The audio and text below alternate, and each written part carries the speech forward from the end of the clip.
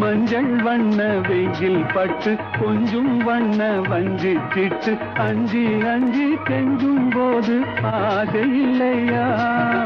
நேர் சென்ற பாதை விட்டு நான் சென்ற போது வந்து நேர் சென்ற பாதை விட்டு நான் சென்ற போது வந்து வாவென்று அள்ளி கொண்ட மங்கை இல்லையா?